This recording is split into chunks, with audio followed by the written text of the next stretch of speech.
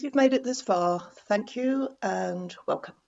The reason I'm telling the story, the true story of what happened on that occasion at Speaker's Corner, is to provide some of the information of why I decided to report a certain transactivist bully to the police.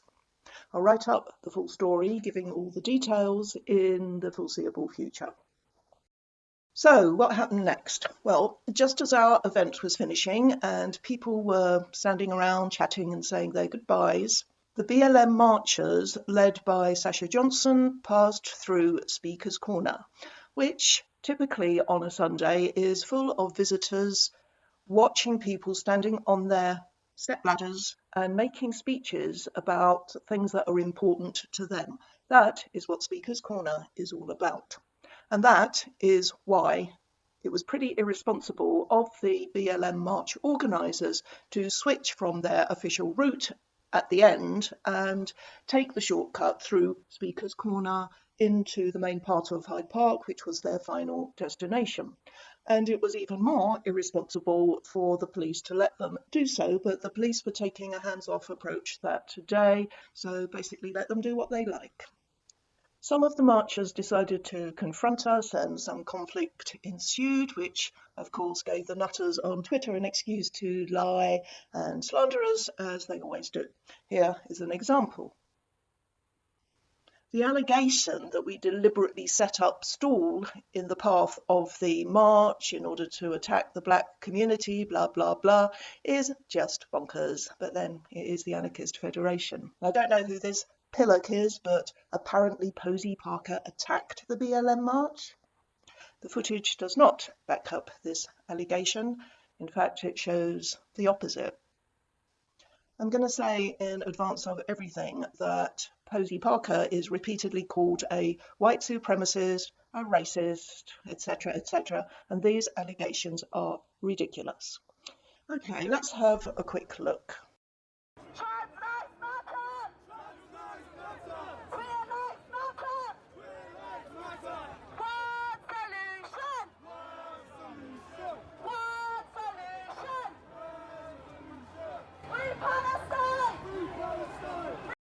The woman with the megaphone is Sasha Johnson of the Tooting Popular Front, by the look of her. Sorry, I mean Oxford BLM and BLM UK, and she was the co-organiser of the march. I understand that the BLM is not an organisation as such, but a movement comprising many different groups around the country, so they weren't all represented on this protest. Sasha and her companions proceeded into the park, but we haven't seen the last of them. While this is going on, my husband, Alan, and I were standing by the railings well away from the BLM marchers. Here we are, circled in red. I'm wearing a blue hat with a wide brim and a visor because of the COVID pandemic. This was during a period when lockdown restrictions had been lifted. Note that the only shouting was from the BLM marchers. We were not making a sound when they first started marching past. Right, the following video is by someone apparently on the BLM march as they pass through Speaker's Corner. Come on, we are positive people. No. This microphone is for positivity only. Black Lives Matter. I don't know the name of the woman with the microphone, but let's just call her Positivity Woman. Now, listen as she spots Kelly J. Keane, aka Posey Parker, in front of a stand displaying her posters which say, "I heart JKR, woman, adult human female," and "Women are reclaiming the public square, one corner at a time."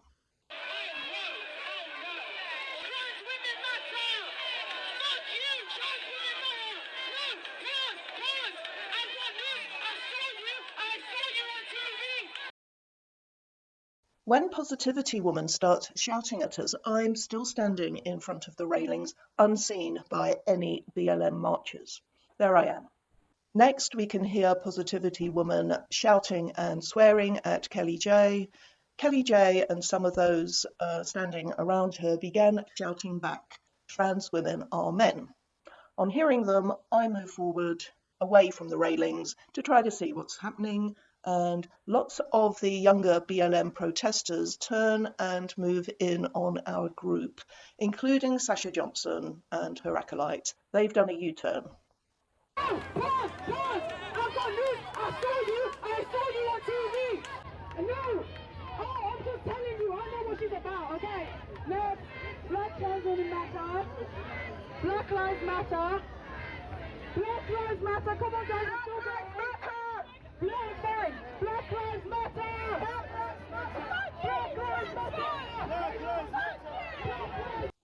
The march organisers completely lose any control they might have had. Press photographers start closing in on us as well, and the police stand around and admire the results of their hands-off approach. You must stay positive. Black Lives Matter!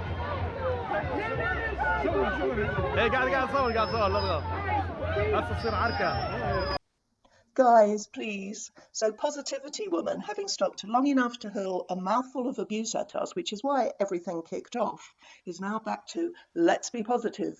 Please. Quite the character, isn't she? We didn't know why they were shouting Black Lives Matter in our faces. Nobody was suggesting otherwise. Nobody was shouting anything racist. Of course we weren't.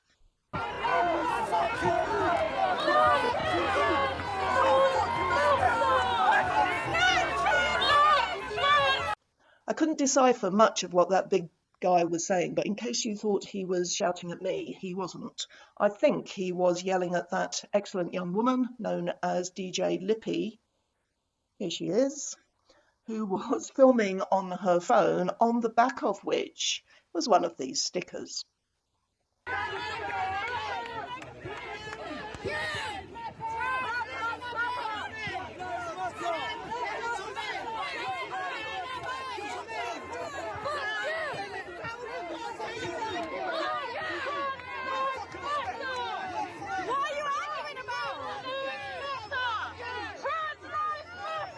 It's not clear what he's so angry about, but the irony of shouting about respect when you're a part of a large crowd shouting abuse at a much smaller group is clearly lost on him. Black Lives Matter! Black Lives Matter! Black Lives Matter! Black Lives Matter! Black Lives Matter! Trans women matter! What's Black Lives Matter, you prick? Nobody said different! Find a proper argument, you fucking bullies!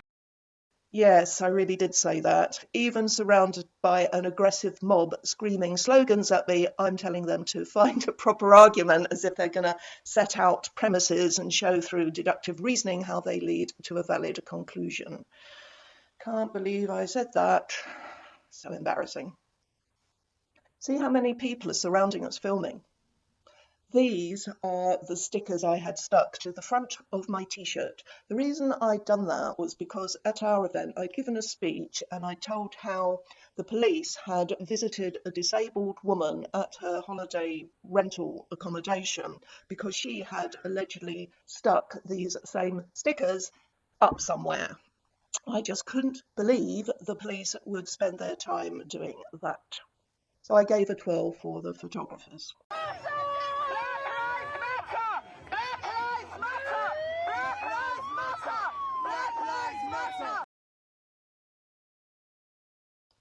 Next, we'll see how one of Sasha Johnson's foot soldiers shouts Black Lives Matter at me, getting close enough to me to breathe on my face.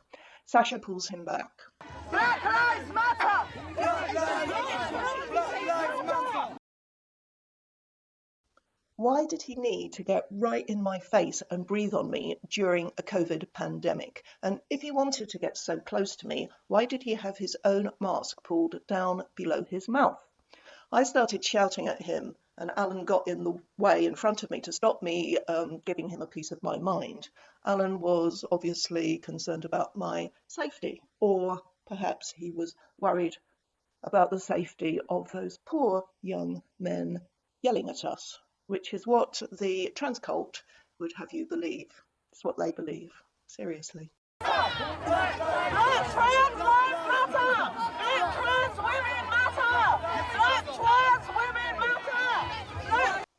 As I've said before, I think there's something in my DNA that stops me running away from people who behave like schoolyard bullies. I've never run away from bullies in my life. When it's a fight or flight situation, my instinct is always to stand my ground, which, from a personal safety perspective, isn't always the best idea. I don't recommend it. As I'm yelling back at them, my visor gets steamed up, so I push my hat off, which was stupid, of course. Then another one of Sasha's henchmen gets in my face. If you think I sounded angry before, wait till you see and hear me in the next bit. That's when I really lost my rag. I wave my fist in front of my face to keep them away from me, and I yell at them repeatedly to get out of my face as they keep coming at us. Trans women are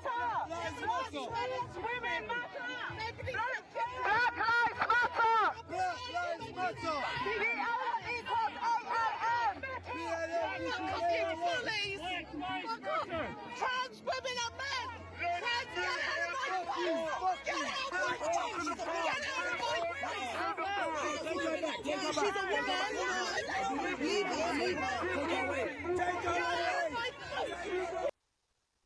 Take her away? Alan and some women from our group, and Sasha, I think, get in front of them and stretch their arms out to protect the rest of us. But some of the mob just kept lunging forward, forcing us back to the railings. And I had a terrible sense of deja vu then, with these hostile thugs closing in on me, and there was nothing I can do.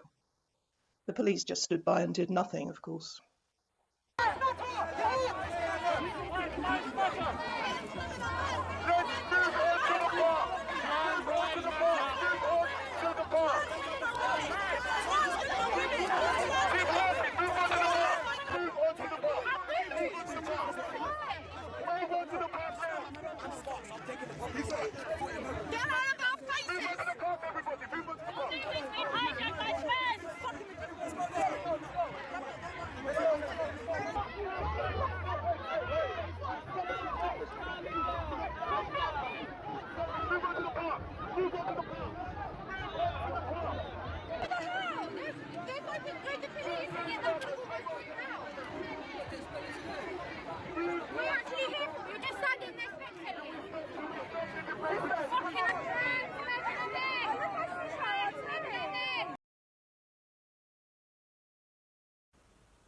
Right, so now you've seen the extent of my participation in how this conflict began, let's see how some of my devoted fans in the gender cult described it. First, let's get this one out of the way. As you may know, this bloke is notorious. Some months ago, he either disappeared from Twitter or made his tweets private, claiming victim status. Last I heard, he was working as a GP in Liverpool. This picture comes from a video of a wonderful tribute song about him by Mr. Menno, which I'll link to below. It's definitely worth a look. So about me, he said, Maria is a poisonous agent provocateur. She is someone who clearly takes pleasure in whipping up conflict with her political opponents, oftentimes to the point of violence. She then leverages her age and hence her presumed frailty and vulnerability and claims to be the victim. I'm only going to say one thing about this absurd comment. Something that really got on my tits, sorry, that's transphobic, something that really got on my chest about the coverage of my assault was the phrase 60-year-old woman, repeated ad nauseum. I could not help the fact that I was 60 years old at the time I was assaulted by those criminals. If people ask me my age, I tell them the truth, right? But I have never, ever leveraged my age. I have never misrepresented myself as frail, vulnerable, fragile, delicate, and none of these people who pretend that I have can point to anywhere that I have done so, and they know it. It is because I am so strong and determined and won't be intimidated into just shutting up, which is what they so desperately want, that they resort to spouting that sort of crap. Now, this tweet was in response to someone who tweeted a lot of stuff about me for several days following the event. Before we look at those, Here is a tweet posted by the same individual in March this year, so nothing to do with what happened at Speaker's Corner. Who thinks gay and lesbian people should be the ones to decide what is homophobia? Who thinks the racial minority is the best place to decide what is racism? Who thinks Jewish people should be the ones to decide what is anti-Semitic? This is what's known as a self-own. Now let's look at just a few of the comments this white man of Christian heritage posted about me just after the Speaker's Corner event. Watch as Maria Mack, as part of Kelly J's gang of racist, transphobic white supremacists, taunts a Black Lives Matter protest like she did to a trans counter protest. People like J.K. Rowling and Victoria Peckham are fans of these racists and regularly references her. Victoria Peckham is the Twitter account of Times columnist Janice Turner, who the gender cult all hate as a TERF, of course. I wish it was true that she and J.K. Rowling regularly reference me, but it isn't.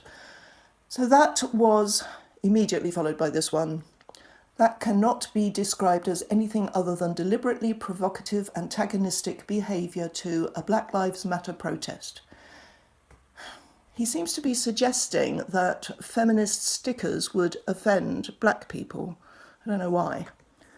He goes on, this sticker drew my attention. It's no longer trans rights versus women sex-based rights, in quotes, because he doesn't believe we have any. They are pitting themselves against diversity. He doesn't seem to grasp that that sticker is a comment on the irony of the behaviour of people like him. Can he really be that thick? Apparently, because some hours later there was more of it. Gender crit groups are relishing positioning themselves to not just attack trans people, but Black Lives Matter and diversity. These are Nazis. And so it went on and on and on. Now, Facebook. Some trans activists are so obsessed that they actually go to the trouble of creating false identities in order to infiltrate and stalk our Facebook pages. I've been taken in a few times and had private stuff from Facebook spread all over Twitter and elsewhere. Now, on my Facebook page, which, by the way, has privacy settings up to the maximum, I posted this. But there was already a mole on my friends list, so it ended up on Twitter in no time. I'm saying, if I get COVID, you can probably blame this man who got right into my face and breathed on it. Why am I not allowed to be angry about that? The answer is because I'm me, a known TERF. So the white man gets hold of it and posts it on Twitter and attributes to me well-documented provocative behaviour, which of course you've all just seen. It is so provocative when women stand up to aggressive men instead of just submitting to their will. In it, white man. And he's calling me a bigot and saying I'm pretending to be a victim again, implying that I was pretending to be a victim when I was assaulted by 3 violent white male thugs who, like this equally white male coward, pretend to be women. I'm going to end this video with some tweets from this woman. You may recall seeing her standing composed and dignified with her arms outstretched, helping to keep the mob from us. This is what she said on Twitter.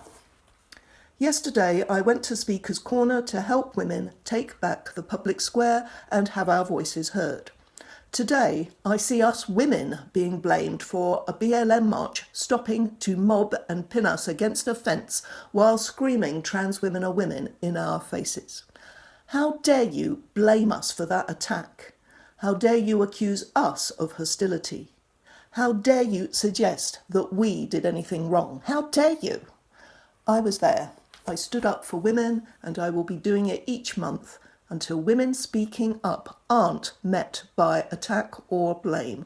And don't tell me it's racist to post videos of what happened just because it involves black people stroke BLM. How does that make any sense? Are you holding us to different standards because of our skin colour? So, apparently women weren't kettled by men? Okay then, please explain what the hell I'm doing here, holding back hordes of men intent on getting at women. Thank you, Aja, and I will link below to a video in which Aja shares some interesting views on Black Lives Matter. And please note that no accusation of racism came from any black person or supporter of Black Lives Matter. They all came from white people who weren't even there and whose lives are devoted to hating and defaming anyone who stands up for women's rights. So that's the end of part 1. I'll be back soon with part 2. Bye for now.